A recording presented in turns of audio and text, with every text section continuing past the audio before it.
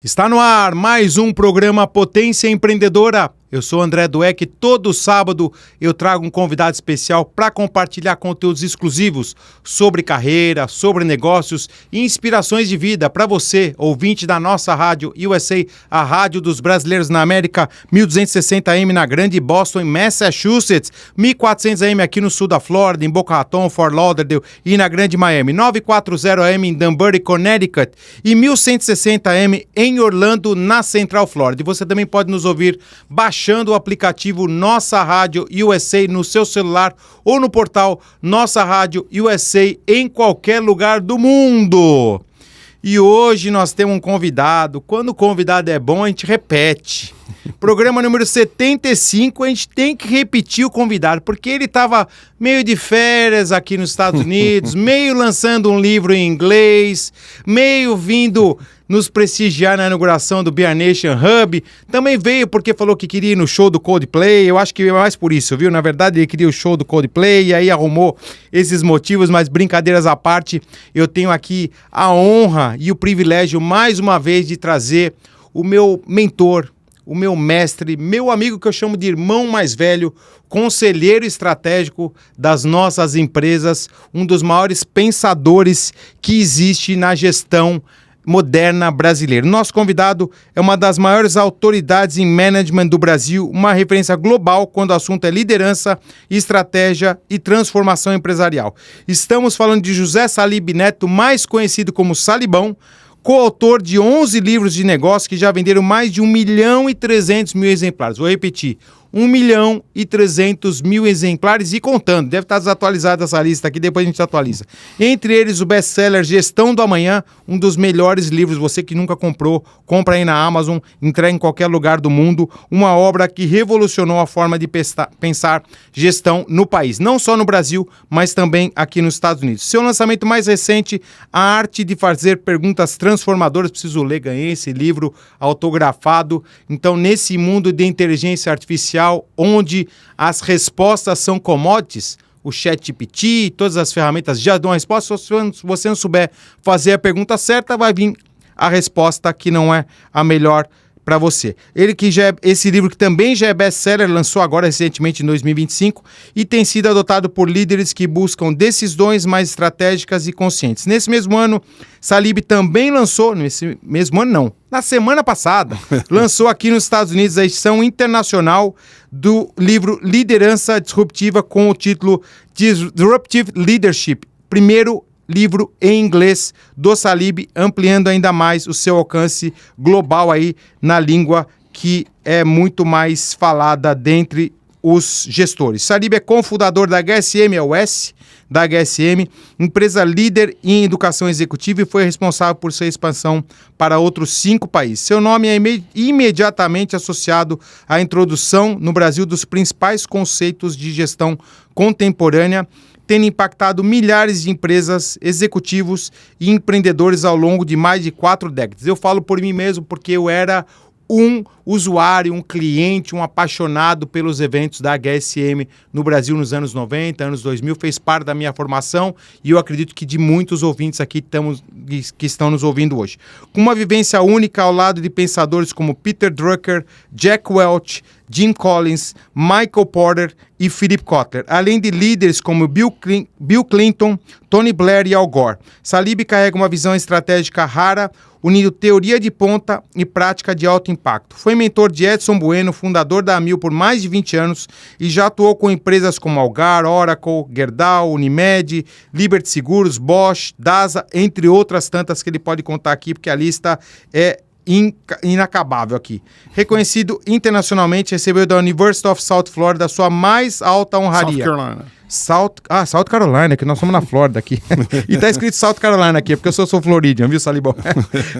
Vou repetir, reconhecido internacionalmente, recebeu da University of South Carolina sua mais alta honraria, o Distinguished Alumnus Award, e ocupou uma das 50 cadeiras da Academia Brasileira de Marketing.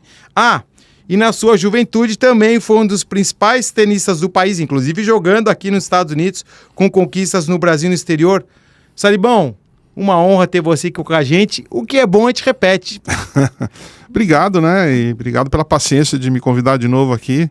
Espero agradar os ouvintes aí com conhecimento bacana de gestão, que é a minha paixão, né? Vai agradar e muito. Então, hoje, você que está nos ouvindo, pega o seu celular, põe para gravar, anota, tem o ChatGPT, façam tudo porque vai ser uma masterclass. O programa hoje vai ser diferente. Já tivemos um programa que a gente falou da história do Salib, desde que ele começou na HSM, estudando aqui nos Estados Unidos como tenista, construiu aí uma das maiores empresas de educação executiva do mundo, contamos aí da parte da venda, que foi há 7 anos, né, Salib? Não, na verdade ela foi vendida em vários momentos, Sim. né? Eu participei de 5 vendas. O Salib é PhD em venda de empresa. Vendeu 5 vezes, olha lá. Você não tem que vender a tua empresa uma vez, vende 5 vezes. Vai fazendo valuation. Mas hoje eu quero explorar um outro lado, Salibão. Essa fase da sua vida, que eu tenho acompanhado com muito prazer, aí, principalmente os últimos 3 anos, que completou recentemente, que a gente fez nosso primeiro evento junto, né?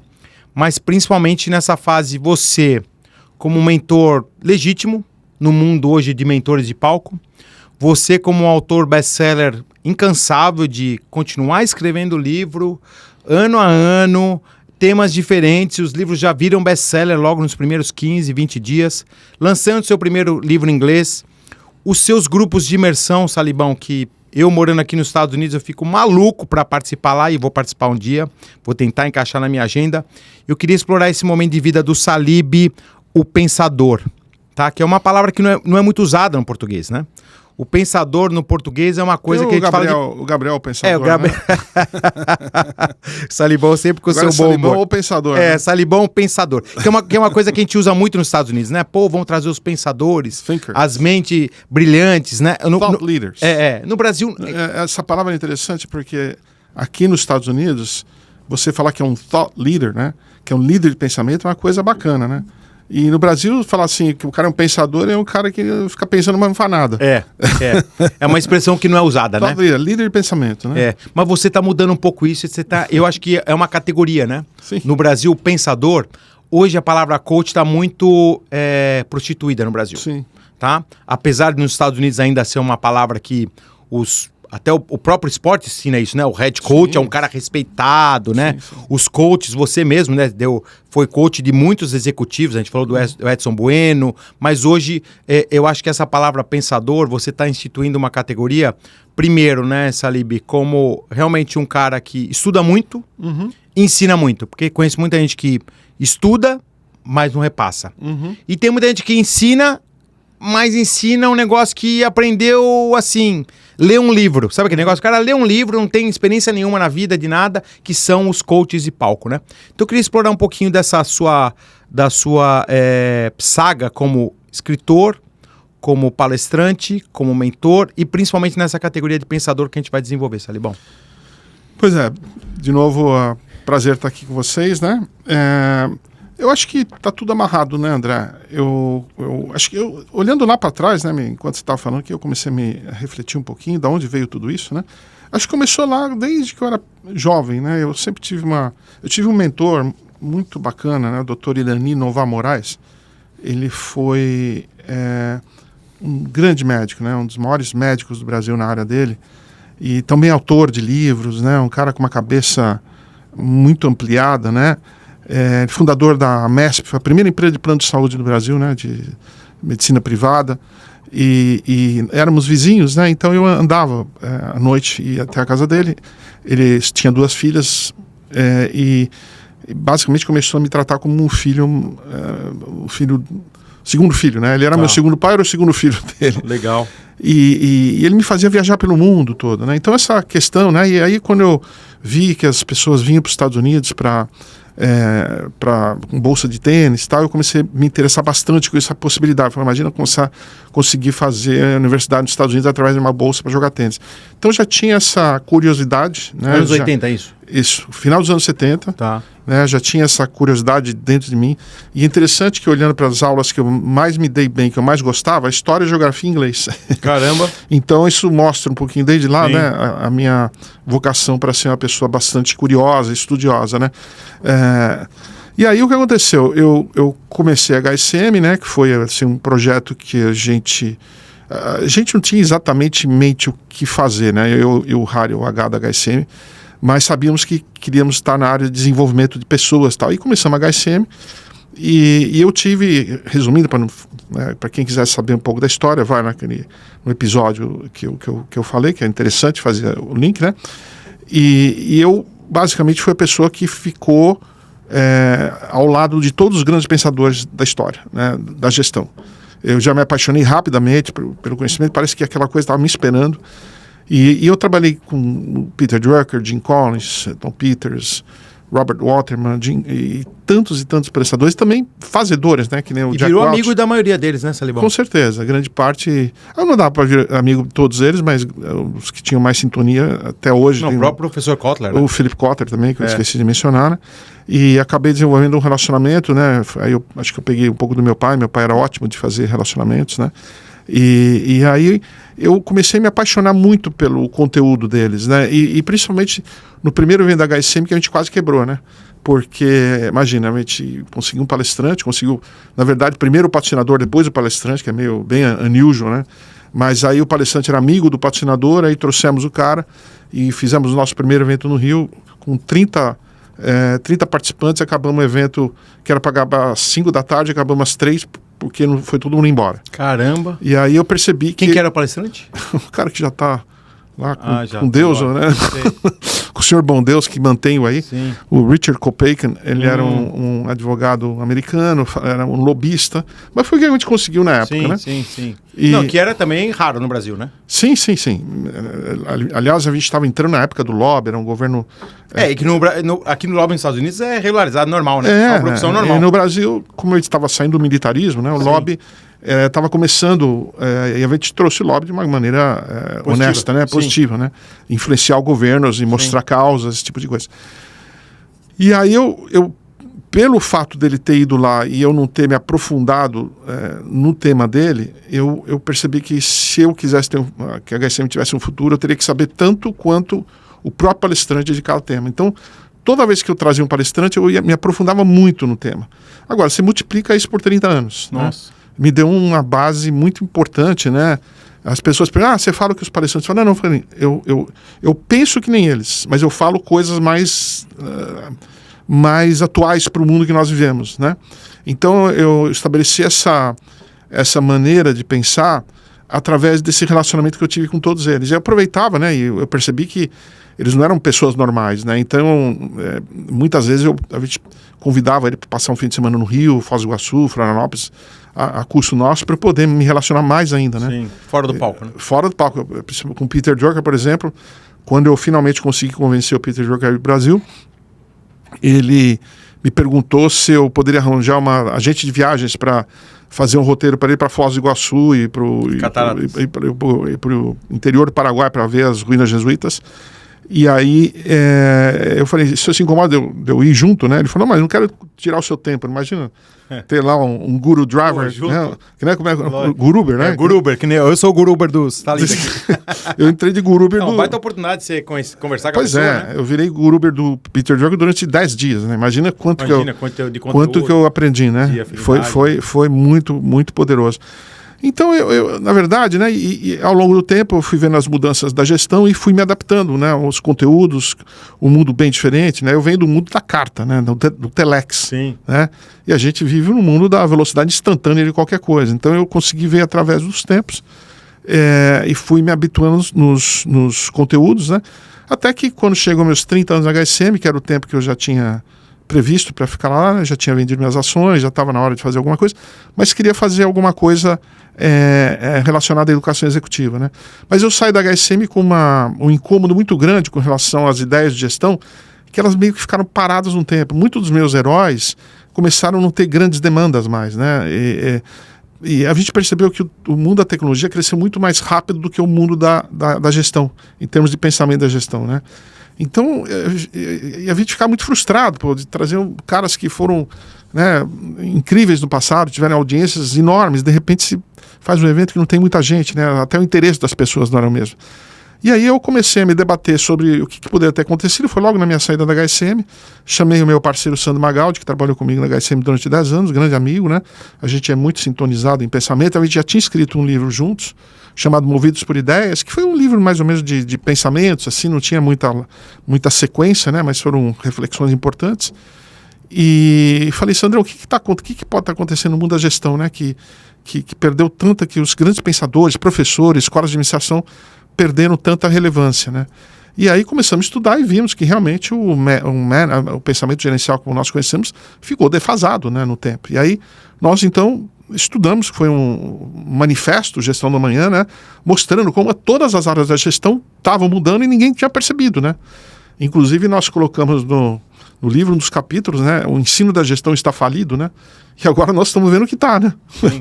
Você vê, fazer um MBA hoje durante 2 anos é uma na hora loucura. Que acaba já está velho, né? Exatamente, né? Então, a não ser quando você vai estudar em Harvard, estudar em Stanford, que são escolas que já te preparam para um mundo mais de consultoria, um mundo mais de trabalhar em banco de investimentos e tudo, mas não vale mais a pena você ficar 2 anos, né? Então, a gente lá atrás, há 8 anos atrás, já estava lendo o que estava acontecendo. E escrevemos Gestão da Manhã, que na verdade foi um manifesto sobre essa nova maneira de pensar em gestão. E o livro, para nossa surpresa, foi uma explosão, né? Foi muito bem aceito. Eu, que nunca tinha sido palestrante, comecei a ser convidado para dar palestra, então essa é outra história. Por causa do livro, né? Comecei a ter que virar palestrante, eu, na verdade, nem tinha planejado isso. E a gente percebeu que aquilo era só um começo, né? Que todas as áreas da gestão estavam sofrendo um processo de transformação. Então nós começamos a liderar esse pensamento para não deixar outro concorrente, né, entrar. Então a gente, logo em seguida, percebeu que a tal da transformação digital, que o gargalo da transformação digital não era a tecnologia, né, eram as pessoas, né? Aí inverte um pouco, né? E escrevemos um novo Código da Cultura, entendemos que a nova maneira de pensar em estratégia havia mudado também por causa da tecnologia, escrevemos estratégia adaptativa, entendemos que a maneira de liderar também, as habilidades de liderança tradicionais, elas são importantes, mas não suficientes, e que a tecnologia havia nos dado novas maneiras de liderar. Então escrevemos o Liderança Disruptiva, que acabou de ser publicado em inglês. Depois entendemos que a inovação hoje já não antes era uma opção, você podia não inovar, proteger o seu mercado e ficar lá sendo. Hoje, se você não inova, se reinventa o tempo todo, constantemente, o futuro chega muito mais rápido do que a gente imagina. André, o que vai acontecer na inteligência artificial daqui a 1 mês? Você tem ideia? Não, vai ser um absurdo. Eu sei que vai mudar tudo. Vai mudar tudo, né? Tudo que... Agora que eu aprendi o ChatGPT, vai lançar o outro, acabou. Vai lançar outra outras versão. Coisas, vai poder fazer outras coisas, né? Então a gente ia fazer assim, mas como é que você então inova de uma maneira consistente e recorrente, né? E aí desenvolvemos o conceito do motor 1, motor 2, que o motor 1 é o presente, entrega, faturamento, lucro, e o motor 2, que é o futuro, que é como é que você desenha a tua empresa para o futuro, né? Como é que você testa, como é que você cria novos modelos de gestão, né? E você sabe que é muito legal isso aí, Salib, só fazendo uma pequena pausa, eu nunca tinha ouvido nessa expressão motor 2, e hoje não, faz alguns meses, comecei em umas palestras aqui, né, mesmo nos Estados Unidos, o que tem gente usando esse termo que você criou, você inventou. Não, porque o motor 2, o motor 1 é atual, o motor 2 é o futuro, é o que não está na frente, blá, blá, blá. Eu falei, caramba, o cara leu o livro do Salib, se apropriou. Não, eu não acho errado as pessoas se apropriarem, mas deu crédito. Sim. Entendeu? É igual a gente, eu já vi você mesmo, quando as suas palestras, fala assim, porque esse daqui foi uma tese do professor Philip Kotler. É simpático, as pessoas, você criou um negócio e o Brasil, é o que você acabou de falar de inovação. Mas daí você vai criar o motor 3, o motor 4, né? Não, inclusive aqui já extrapolou fronteiras, né? Eu fui para Angola, o maior banco de Angola já fala em motor 2. Aqui nos Estados Unidos, eu sou advisor de uma empresa chamada Montecito Medical, também fala em motor 2. Os parceiros deles falam motor 1, motor 2, Engine 2, né? E também na América do Sul. E a gente criou essa... De novo, às vezes o conhecimento está logo ali, mas falta uma marca, sabe? Sim. Falta uma marca. Você imagina a Coca-Cola sem a marca Coca-Cola, entendeu? É um produto só. A gente conseguiu dar um brand na inovação. E trazer a inovação de uma forma mais prática, mais recorrente, mais certeira, porque é bonito. Inovar não é difícil, é fácil. Agora, inovar certo já é outra história, né? Sim. Inovar com precisão e de uma forma recorrente, porque não basta você inovar uma vez, você tem que inovar hoje, né, com a velocidade... A gente não acerta todas, né, Salibão? Se você não tiver uma cultura e consistência, uma coisa que eu aprendo muito com você, e talvez pela cultura da minha família, né? De trabalhar com moda. Moda é aquele negócio de você criar um produto hoje e daqui uma semana tá velho. Pois é, né? Entendeu? Então, a minha cabeça foi condicionada a isso, né? Você vê que tanto no mundo da moda, né? As pessoas tentam entender por que a Shein, né? É uma empresa que vai ter um valor de mercado hoje de uns 60, 70 bilhões de dólares. Uma empresa chinesa que não tem fábrica e não tem loja. E fatura e tem um valuation de quase 70 bilhões de dólares. Como é que é possível isso? Porque eles usam a tecnologia para saber o que as pessoas querem naquele momento. Né? Se você pegar um varejista tradicional, ele procurava antecipar o que as pessoas iam querer daqui a um ano. Sim. Então eles produziam as roupas, você vendia para o varejo... Fazer o marketing para induzir as pessoas a comprar. Né? Você passava para o varejo comprava com 6 meses. Não, ou seja, longo o processo. Até chegar na pessoa demorava um ano. Não, e se deu errado, você tá morto. Demorou um ano. Hoje em dia, né, com a exposição das redes sociais, com tecnologia, as pessoas querem estar vestindo o que tem agora, entendeu? E a Shein entendeu isso. Então, na verdade, é uma empresa de tecnologia com foco em moda do que uma empresa de moda que usa tecnologia, né? Então... aqui nos Estados Unidos tem, acho que é com o deles, Temu. Tá entrando no Brasil também. Exatamente. Assim, é impressionante, porque eu comprei umas coisinhas lá, e aí de vez em quando eu tô olhando uma coisa no Instagram, e eu nem entrei no Temu. Sim. De repente eu recebo um e-mail do Temu. Falei assim, tudo bem, eu acho que você gosta disso. Eu falei, cara, como assim? Os caras estão me hackeando no Instagram, eles já estão me seguindo, botaram o algoritmo lá e começam a me oferecer, olha, promoção de 40%, mais o bônus, mais não sei o quê. E às vezes você vai lá e compra. Eu compro, às vezes falo assim, nem queria comprar, mas tá com desconto, compra. Então, exatamente. Né? Então... isso é um exemplo de como a gestão está mudando, né? Então antes a gestão era você planejar para um ano, né? E durante 6 meses você planejava a distribuição até chegar no cliente. Isso mudou completamente, né? Então a maneira de pensar, a moda ainda existe. O que muda é a maneira de chegar lá. Isso se chama gestão. Né? Sim. Então a gestão muda completamente. Hoje nós vivemos no mundo de uma gestão instantânea, né? De um atendimento instantâneo. Ninguém mais quer esperar um segundo para nada. Né? O tempo hoje se comprime cada vez mais. Recentemente nós lançamos um livro, Arte de Fazer Perguntas Transformadoras, né? Já é um best-seller no Brasil, fazendo 2 meses, já está vendendo aí, já vendeu mais de 5 mil exemplares para o Brasil, um número muito importante. Sim, logo no comecinho, né? Eu já venho batendo com a questão das perguntas já há muito tempo, né? O Peter Drucker e o Jim Collins sempre tiveram o trabalho deles centrado nas perguntas, fazer as perguntas certas, né? Então eu já venho trabalhando com esse tema há muito tempo, né? O Sandrão comprou a ideia e lançamos esse livro juntos de novo. E temos mais outros livros pela frente, né? Tem mais 2 a caminho ainda, então a gente não para. Que na verdade é a minha paixão, a paixão do Sandro, é um baita parceiro, você sabe que a gente gosta de trabalhar em parceria, inclusive nós dois. Eu sempre gosto, você tem vibrar, né? Essa coisa de querer fazer tudo sozinho, não é comigo. E a gente consegue fazer aquela coisa que a gente fala que 1 mais 1 não é igual a 2, é 1 milhão, né? Então se você souber fazer direitinho, né? Não, com certeza, principalmente rejuvenesce, né, Salibão? Porque, que você falou, né? Nós somos de uma geração que a gente tinha tudo para ser analógico. Sim. Eu nasci nos anos 70, você nasceu nos anos 60 e pouco. A nossa geração é analógica. E a gente fazia a transição para uma geração digital, é difícil. Se a gente for híbrido, já é uma vantagem. Agora, se a gente entender a questão digital, que não é só a tecnologia, né, Salibão? É a velocidade das coisas, né? A gente conversa bastante aí sobre processos, sobre ideias, sobre coisas que você vê, por exemplo... A gente está chegando no final do primeiro bloco, eu vou só deixar uma mensagem aqui até para provocar o nosso ouvinte, né? A história da gente fazer o Hub. É uma coisa que eu tenho pensado nos últimos 10 anos, Salib.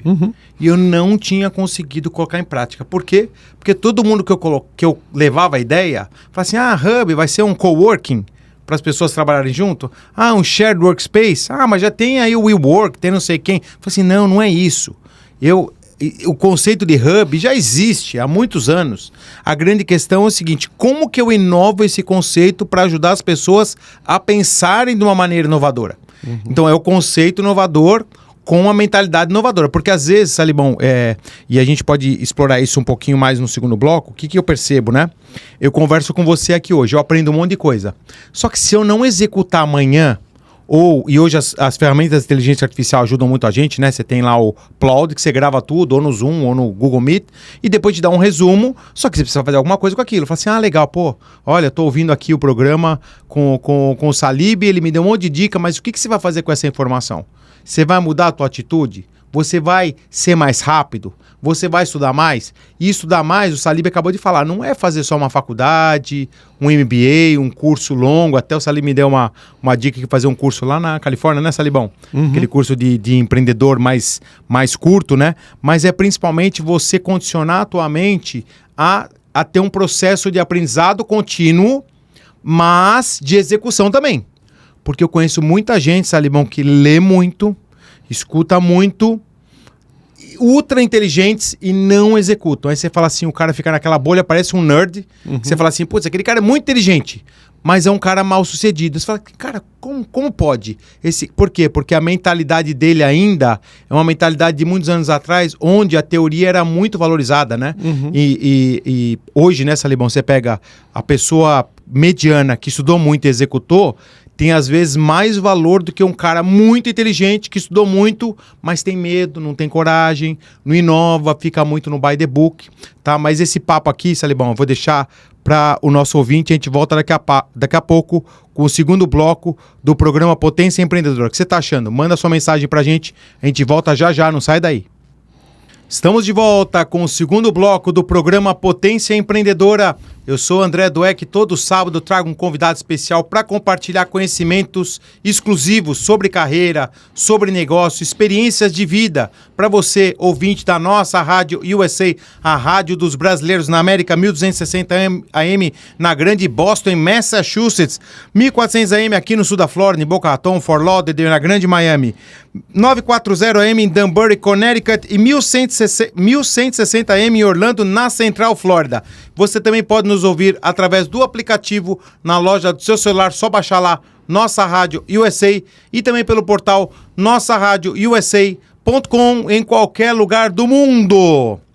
E a gente está acompanhando aí muitas pessoas fora dos Estados Unidos, onde tem o Dial, que está nos ouvindo também pela rádio digital, pelo aplicativo ou pelo website. Queria agradecer a audiência no Canadá, no México, obviamente no Brasil, também em Portugal. Então, obrigado vocês que sempre estão nos prestigiando aqui, o programa Potência Empreendedora já no seu segundo ano. E hoje, com uma mente brilhante, José Salib Neto, a gente estava explorando aqui alguns temas sobre inovação, sobre raciocínio, sobre você estar up to date, né, como falam os americanos, está sempre à frente da informação, mas também, estava conversando aqui, não adianta só estudar se você não executar. E aí, Salib, eu queria explorar aqui o segundo bloco aqui, de uma coisa que me intriga, tá?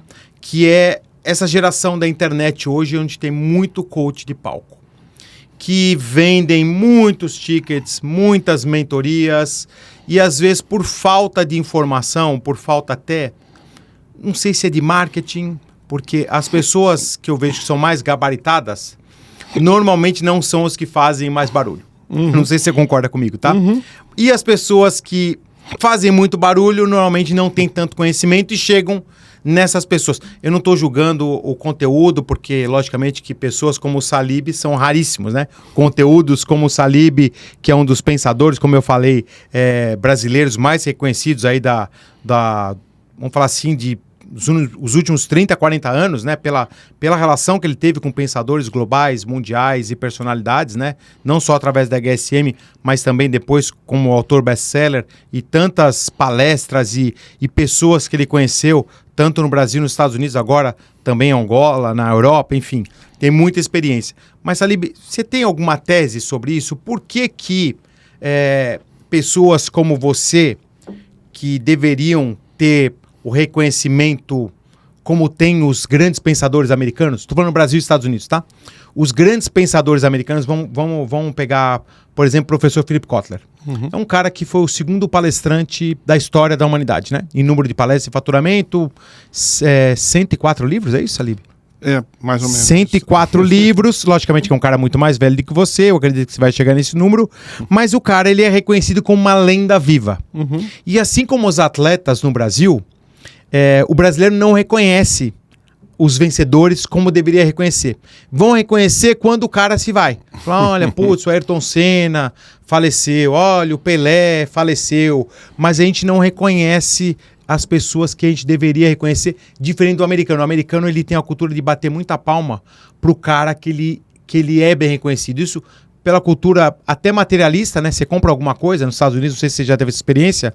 Eu lembro uma vez que eu troquei de carro, parei no farol, o cara começou a buzinar pra mim, buzinar, e eu tinha acabado de mudar pra cá, não baixei o vidro com aquela síndrome de paulista, né? Falei assim, pô, mas será que eu vou baixar o vidro? Será que alguém vai me assaltar?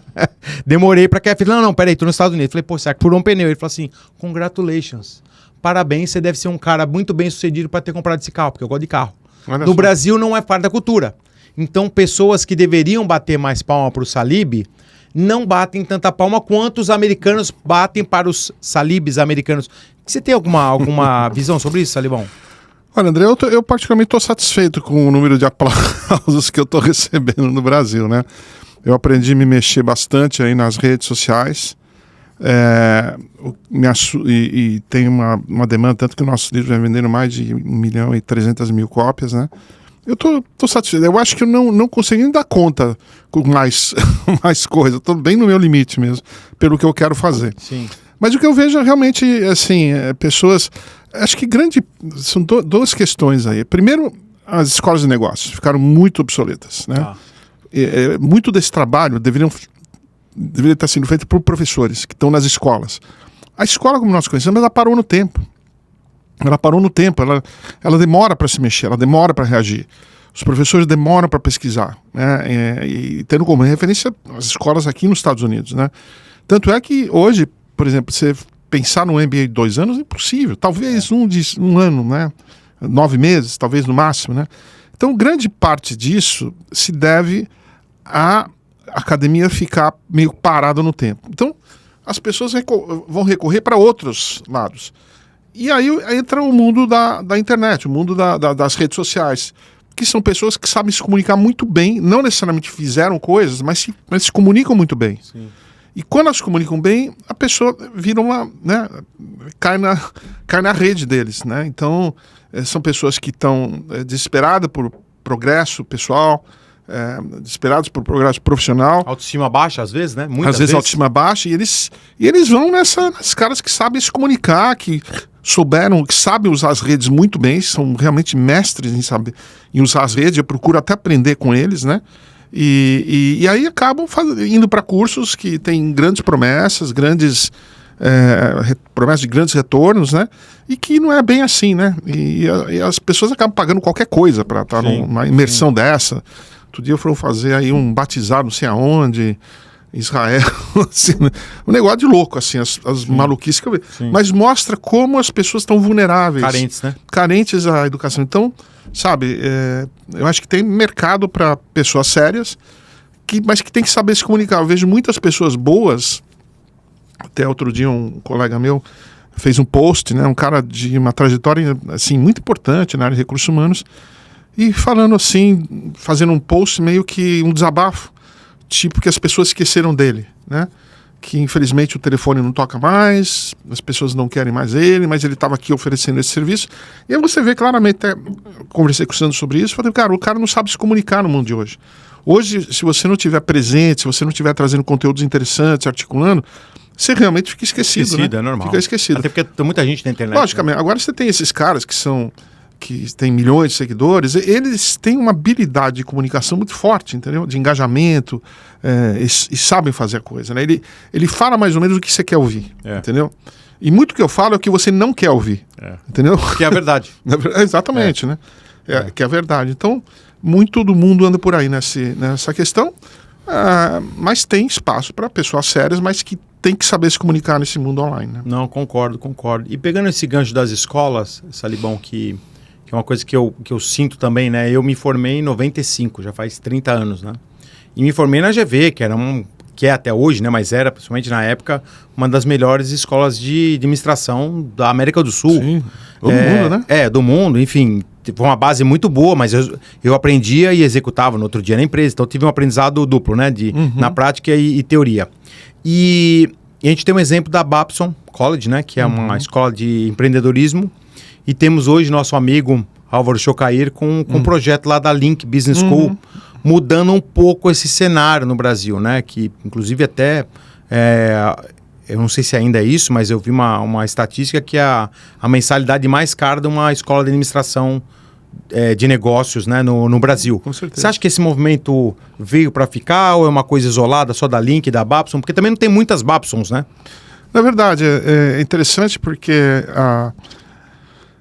a Link, né, do nosso amigo Álvaro, né, ele entendeu que você ficar 4 anos numa escola é um tempo muito grande, tempo para você sair de lá só com diploma, né? E hoje em dia, o que você aprendeu no primeiro ano, provavelmente no último ano já não vale mais. Então, qual é a proposta da escola? É ensinar você a ser criativo, ensinar você a empreender, ensinar você a trazer novas ideias, de repente até sair com uma startup de lá, né? E a escola tradicional, ela é muito desenvolvida em fazer você memorizar fórmulas, você chegar você mostrar o mundo que é equilibrado, que a empresa está tudo bem se você fizer isso, e não é isso. O mundo hoje é muito doido, né? Muda muito rápido.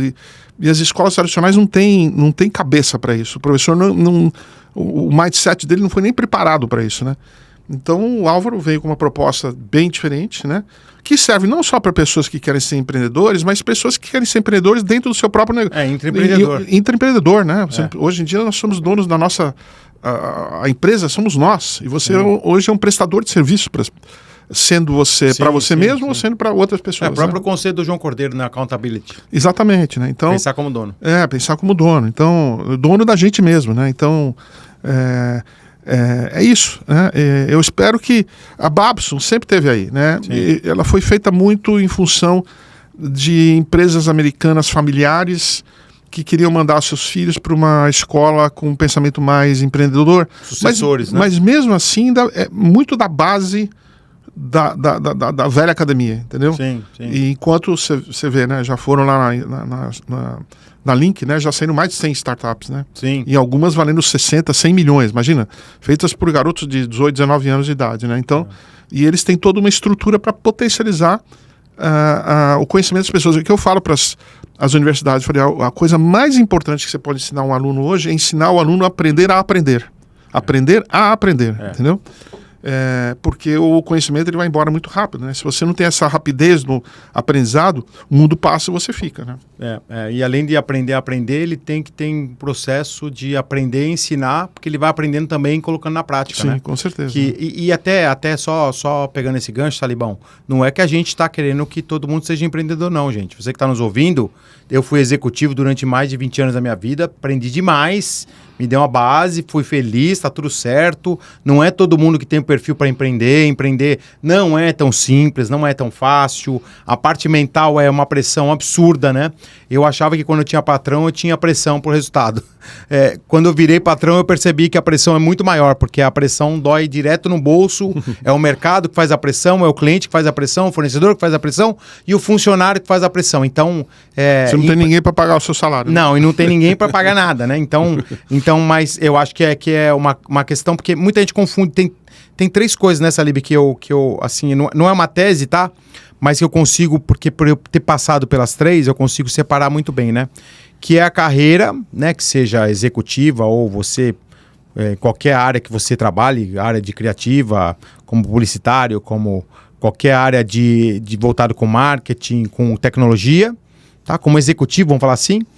A área do empresário e a área do empreendedor. Muita gente confunde empresário com empreendedor. Sim. Eu conheço um monte de empresário que não é bom empreendedor. E às vezes a empresa quebra porque ele ficou ultrapassado. E conheço um monte de empreendedor que não é bom empresário, cheio de ideia, inovação e não sabe fazer a gestão. E poucos têm essa característica de empreendedor e empresário, que são normalmente os caras que se sobressaem, né, Salib? Como é que faz para ter esse gancho de ajudar o empresário a ser empreendedor ou ajudar o empreendedor a ser empresário na questão da gestão? Olha, primeiro ter um autoconhecimento, né? E quem você é, porque eu já conheci muita gente que se acha uma coisa que eles não realmente são, né? Então, tendo essa consciência de saber, eu sempre fui muito consciente dos meus limites. E eu sempre procurei trazer pessoas boas nas áreas que eu não fazia bem. Por exemplo, a parte administrativa, a parte de financeira, contabilidade, administração. Cara, você tem que fazer isso muito bem. Se você não fizer isso muito bem, você vai quebrar. Que é o empresário. Exatamente. De preferência. Por outro lado, eu sempre fui muito bom de ideias. Então, às vezes a gente tem que tentar não virar tudo, né? Sim, que é um empreendedor, né? Eu procuro saber, ó, quais são de novo, uma boa sociedade, uma sociedade boa de você complementariedade. Exatamente, ser complementar, né? Eu com os meus sócios, né, e foram 3 grupos de sócios, né? O primeiro, a Marina e o Harry, a M e o H, da HSM, que eram espetaculares na área administrativa e financeira, né? E eu sempre fui muito bom na área de criatividade, inovação, novos conhecimentos. Depois, relacionamento. Depois eles saíram, né? Eu continuei com meus 2 sócios argentinos, o Eduardo Bruchu e o Nelson do Bosque, que eram espetaculares também em gestão, eram engenheiros, faziam pontes, né? Então eu procurei trazer. E agora, recentemente, desde 2017, com o Sandro Magaldi, que nós escrevemos 10 livros juntos, temos muitas imersões juntos, temos vários workshops juntos, e ele tem um pensamento mais estruturado, tem um cara mais analítico, né? E eu continuo na minha pegada, que é melhorar o que eu já sou bom, né? Porque às vezes Deus nos dá uma ou talvez 2 coisas, né? Então você tem que pegar aquilo lá, em vez de ficar passando grande parte do tempo estudando o que você não é bom, passe a maior parte do tempo estudando o que você é bom. Aprimorando. E pega alguém para cobrir, né? Agora, quando você quer ser dono sozinho, que eu não encorajo, né? Eu também não. Acho que é muito importante você ter alguém para bater bola, alguém de nível, alguém te complementa. Pode até para falar não, né, Salim? Exatamente. A gente ouvir não, né? Exatamente. Então, tem várias... Você não tem uma resposta certa, mas tem algumas questões muito importantes. Não, muito bom. E eu acho que na série dos livros, né? Vou falar, Salibão, porque eu percebo claramente a evolução ali da mentalidade, né? E principalmente do tempo, né? Uhum. Da gestão. Tem muito livro que eu li há 10 anos, era super atual, e hoje a pessoa vai ler o mesmo livro, que continua sendo um best-seller, que para ela é atual e para mim tá velho. Sim. Porque depende também, porque uma coisa que é inovar para mim, talvez não é inovar para os outros. Nós, por exemplo, somos empreendedores por natureza. Então, inovar faz parte do nosso dia a dia. Se a gente eu não sei você, Salibão, mas se eu não inovo uma coisa todo mês, eu consigo eu começo a me sentir ultrapassado. Falar, nossa, tô ficando ultrapassado. Putz, eu tive uma ideia, não coloquei em prática, fui lá e vi alguém colocar ideia. Me sinto mal. Né? E tem gente que faz ao contrário. Fala assim, deixa alguém testar isso antes, para eu ver como é que tá, e depois eu vou... errar menos. Não tem, é o que você falou, né? Não tem o certo ou errado, né? Mas, Salibão, na tua análise, fazendo um paralelo de Brasil e Estados Unidos, que eu acho que é muito legal, porque tem muito ouvinte que mora aqui nos Estados Unidos, né? A gente vem passando aí para algumas... Eu acho que uma geração, né? Que tem essa mudança, principalmente a geração mais jovem. Eu falo porque eu tenho minhas filhas mais novas, e eu educo elas de uma maneira mais antiga, que é... perseverar, ter a paciência, a consistência, estudar, saber que o perrengue faz parte, não se frustrar com os erros. E a gente vem de uma geração agora com pouca paciência, querem fazer sucesso muito rápido, querem ganhar dinheiro muito rápido. Zero de apego, que eu acho que é ruim. Às vezes você, na primeira coisa que acontece de uma desavença, algum probleminha, já vai lá e muda o amigo, muda o emprego, muda o patrão, muda a namorada, muda tudo. Enfim, Salibão, você também tem tua filha que você cria super bem com essa mentalidade mais consistente, né? Porque hoje eu vejo que essa geração, ela não tem uma consistência, né? Hoje ela quer uma coisa, amanhã outra, e se não conseguir... eu olho, às vezes, no LinkedIn, pessoas com 20 e poucos anos de idade que já teve 6, 7 empregos. Eu falo, caramba... Eu olho assim, eu fico com medo até de mandar uma mensagem para contratar. O que você enxerga nessa mudança geracional agora, Salibão? Eu lembro que tinha uma família lá em Santa Catarina que se você saísse da empresa com a qual você trabalhava, você era assim, mal visto pela família, né? Porque a ideia era você fazer carreira, né? Quantas carreiras? Carreira no Banco do Brasil... carreiras, e hoje o mundo não é assim, né? Desculpa. É uma geração mais complicada, mas eles também vêm com muitas qualidades, né? Eles vêm com esse mundo digital, de transitar bem no mundo digital, de sabe entender inteligência artificial como parte do dia a dia da vida dele. O que eu acho, né, que em muitos lugares que eles não funcionam, às vezes não é só culpa deles, é culpa da própria organização. De fazer... se você pegar, assim, organizações tradicionais, 9 entre 10 são chatas, né? São lugares chatos de trabalhar. E hoje em dia ninguém quer mais, né? Eu vejo que os jovens hoje, eles preferem ganhar menos e trabalhar num lugar mais interessante do que ganhar mais e ficar num lugar chato. Antigamente a gente engolia... Queria fazer carreira, A gente engolia sapo a vida inteira para fazer carreira e aguentar e ganhar bem. Sim. Hoje o jovem não tem essa, ele prefere ganhar menos e trabalhar num lugar que ele se satisfaça, mas para isso a organização, para potencializá-lo, tem que ser uma organização diferente, que também tem que se adequar. Então é uma adequação dos dois lados, né? Sim. Então é que nem eu fui lá no Brasil, todo mundo reclama, todos os meus clientes, né, o pessoal que participa das imersões, puta, tal da geração Z, porque não quer isso, que não quer aquilo, não quer aquilo. Aí nós fomos fazer parte do nosso programa, né, que é o Conselho de Líderes, né, um programa só para 20 empreendedoras. Fomos visitar o iFood e passamos uma manhã inteira lá e conversamos com todos os diretores. Você entra no iFood, você não sabe se você está numa empresa, se você não sabe se está numa discoteca ou numa academia de ginástica. É uma mistura de tudo isso. E aí você vai perguntar para os diretores, como é que é o turnover aqui? É alto? Falou, não, é pequeno. As pessoas entram lá, as pessoas se matam para trabalhar lá, porque é um lugar legal, entendeu? Entendi. Então, assim, muito dos... Porque elas não percebem que estão trabalhando, né? Exatamente, muito do problema hoje não é só dos jovens, é da própria empresa que não adequou o seu sistema para tirar o melhor deles, para que eles fiquem interessados em ficar lá. Né? Não, Você vê o iFood é a mesma coisa. No Brasil todo mundo perde gente, menos o iFood. É interessante. E qual que é a tua opinião sobre home office, híbrido e presencial trabalho? Porque a pandemia mudou muito isso e também a geração nova, né? Eu vejo muita gente que eu estava querendo até contratar, falar assim, primeira pergunta deles é home office ou presencial? Pois é. Falei, é híbrido. Ah, não interessa. Nem híbrido. É mesmo? Eu acho que eu gosto do híbrido, tá? Minha opinião pessoal. Sim. Eu acho que tem um pouquinho dos dois mundos, né? Mas tem gente que fala assim, não, pra mim só interessa home office. Eu acho que não tem uma resposta 100%, né? Tem várias respostas, né? Que nem muito das empresas estruturadas perguntam, Salib, e aí, o que você acha de um trabalho home office, né? Eu falo, a questão não é que eu acho trabalho home office ou trabalho híbrido. A pergunta tem que ser outra, né? Como é que está a cultura da tua empresa? É uma cultura forte? É uma cultura bem estabelecida? É uma cultura que é muito alinhada com o propósito? É muito alinhada com a estratégia? Se você tiver isso muito alinhado, você pode botar as pessoas para trabalhar em Marte. Sim. Entendeu? O problema é quando você tem uma empresa que está se formando, uma empresa que não tem uma cultura, né, que não tem uma cultura forte, ou está passando por algum... Você fazer que essas pessoas trabalhem em outros lugares, você vai minar a tua empresa, você vai acabar com a tua empresa, entendeu? Então, muito depende do estágio que você está em termos gerenciais, entendeu? Agora, toda pessoa que está começando a empresa, ela pode até vir trabalhar de forma remota, mas no começo ela tem que trabalhar lá para aprender, né? Para entrar na cultura da empresa. Porque senão você acaba se ajustando a pessoa, sendo que a pessoa tem que se ajustar a você, a tua empresa, entendeu? Não, concordo. Então varia muito, né? E você pega, por exemplo, até empresas de tecnologia, né? Que teoricamente são pessoas que podem trabalhar em qualquer lugar do mundo. Você pega a Apple. O Tim Cook mandou todo mundo voltar para o escritório. Você pega a Amazon, todo mundo voltar para o escritório. Por quê? Porque são empresas que vivem de uma inovação tão intensa que fica muito difícil você inovar quando você não está pessoalmente. Está na mesma sintonia. Né?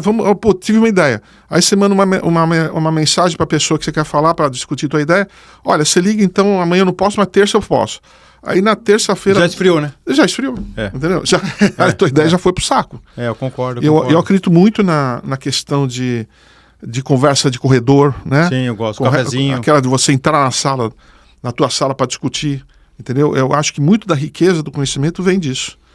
Por isso que eu não sou fanático por trabalho remoto. Agora, tem empresas que trabalham muito bem, que se adequaram muito bem com isso. E se estruturaram muito bem com isso. Pega, por exemplo, o Boticário no Brasil. Eles são muito bons em ter as pessoas trabalhando de forma híbrida, entendeu? Tem outras empresas que não. Então, não tem uma resposta certa. Depende de vários fatores. Muito Agora, bom. quando você erra feio. Você tem que tomar muito cuidado, cara. Muito cuidado mesmo, né? Tem que estar monitorando independente do modelo, né, de trabalho, né? Salibão, vamos chegando na parte final aqui do nosso programa e... Só para desenvolver o último tema aqui, temos mais 3 minutinhos. O que você está enxergando de futuro da gestão? Olha, o futuro da gestão está em curso, né?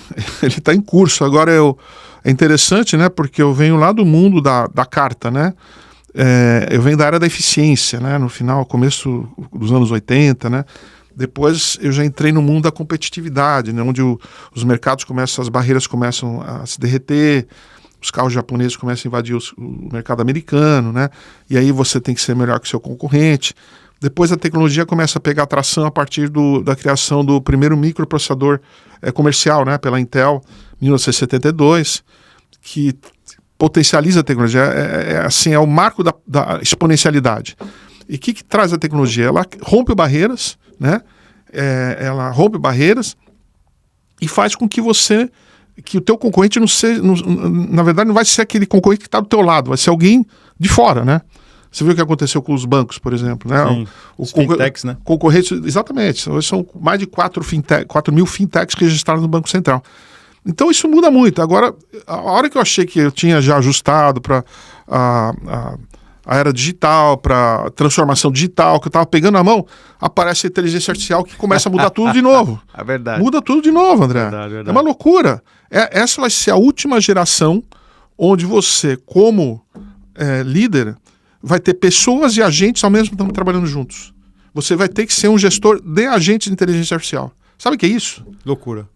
E você vai deixar o quê? O TI fazer isso? O RH... Não, até porque você precisa treinar a inteligência artificial para E o RH vai precisar conhecer tecnologia como nunca, porque ele vai ter o staff dele, vai ser formado por 2.000 pessoas e 3.000 agentes. E como é que... Não, eles vão trabalhar juntos. Sim. Como é que faz? Não dá para separar. Não, e até Salibão, só para finalizar, e pegando um gancho nisso, muita gente fala assim, a inteligência artificial vai substituir o ser humano. Eu acho que não. Eu acho que vai ajudar a acelerar as coisas. Eu não sei se você tem essa sensação, mas a gente parece que está sempre atrasado, sempre sem dar conta das coisas. Então a gente vai sobrar tempo para a gente ter qualidade de vida com nossa família, com relacionamento. Ou ter mais tempo para as pessoas falarem nas empresas. Isso. Conversar para a gente ser mais humano e menos máquina, né? Exato. Mas aí o que acontece?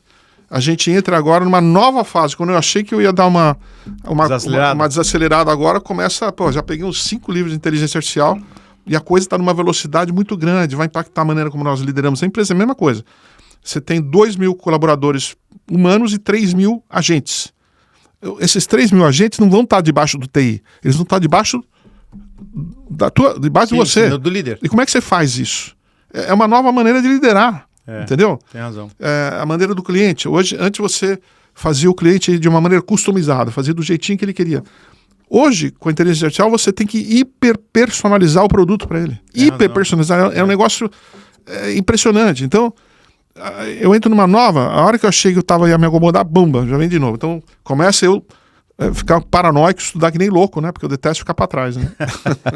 Salibão, o papo tá bom demais, daria pra gente ficar aqui mais algumas horas, mas a gente tá finalizando o nosso tempo e a gente sempre fala que esse programa não acaba aqui, continua nas redes sociais. Como é que faz pro nosso ouvinte te conectar? josesalibneto@gmail.com ou então no meu site, jsalib.com.br.